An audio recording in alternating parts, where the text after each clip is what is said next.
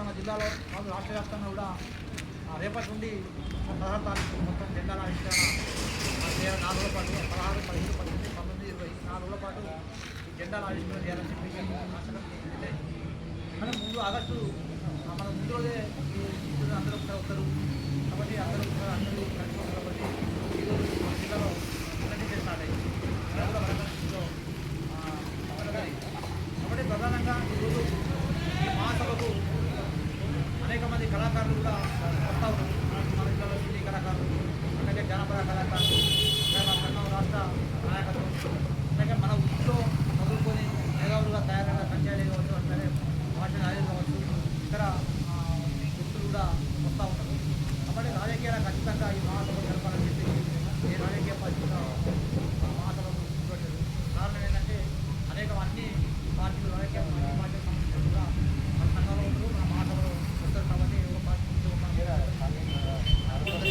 అందులో మన అంటే ప్రజాప్రతినిధులు ఉంటే మాత్రం వాళ్ళ జిల్లా కోసం ప్రయత్నం జరుగుతూ ఉంటుంది. పార్టీ అధ్యక్షులు కాబట్టి ఇప్పటికే అందరితోటి మాట్లాడడం జరిగింది. కళాకారులు మన జిల్లాలో ఉన్న 15 కళాకారులు మాట్లాడడం జరిగింది. ఇప్పటికే మన జిల్లాలో సినిమాయాక్టర్లు కూడా ఉంటారు.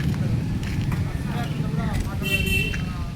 మన కుమార్ అని చెప్పేసి షాన్ సినిమా హీరో, అట్లాగే సమర్ కుమార్ అనేది జిల్లా పరంగా సినీ హీరో, అట్లాగే ఈ జిల్లాలో ఉన్న కళాకారులు జానకులు కోమల వెంకటరామనాథయ్య తాలూకా అనే సినిమా మొన్నే రిలీజ్ అయింది. ప్రొడ్యూసర్ కళాకారిని కూడా కారంగల పాట కళాకారిని, అట్లాగే మమత అనేది సాధనగరు ఈ మధ్యన పెద్దిరెడ్డి ప్రేమ వల్ల పెద్దిరెడ్డి అనే మాట్లాడే ఆమె కూడా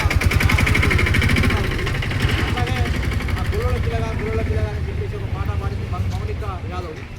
ఆమె కూడా రమ్మని చెప్తాను. ఆమె మాత్రం కొంత అడ్డు ఉన్నది. కారణం ఏంటంటే ఆ కాలంలో అందరి విషయం కావాల్సింది కూడా అది అదే రోజు అనేది పెళ్లి ఉన్నది. కాబట్టి ఆమె వచ్చే పరిస్థితి ఇది వచ్చిన అవకాశం దొరికితే మాత్రం నేను ఒక గంట అర్ధగంట వచ్చిపోతానని చెప్పేసి మాట్లాడలేదు.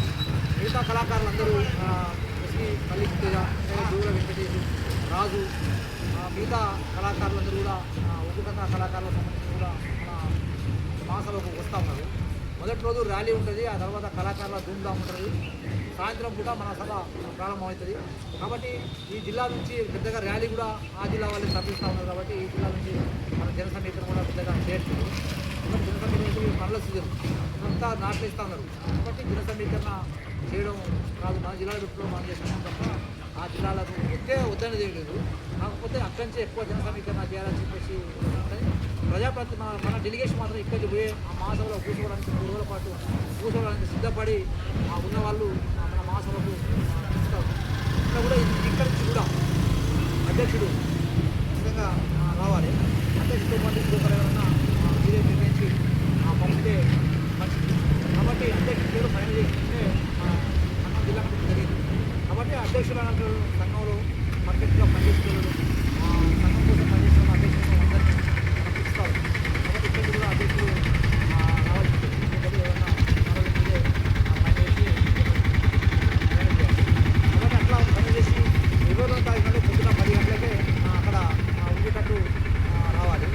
కాబట్టి ఇట్లా మన మహాసభలు 10 సంవత్సరాల కాలంలో మనం చేసిన పనిని సమీక్షించి భవిష్యత్తులో మనకు ఏం అవసరం ఉన్నాయో ఆ అవసరాలు కూడా ప్రభుత్వం దృష్టి తీసుకోవడం ఈ మహాసభ ఉపయోగపడుతుంది. కాబట్టి మీ అందరూ కూడా మహాసభకు రావాలని చెప్పి ఈ అవకాశం ఇచ్చిన మీ అందరికీ, అట్లాగే నూతన మన అధ్యక్షులకు అధ్యక్షుల నూతన బాడీకి, అట్లాగే ఈ జెండా ఆవిష్కరణ అందరికీ, అలాగే ఈరోజు ఆగస్టు 15 జెండా ఆవిష్కరణ కూడా జరిగింది.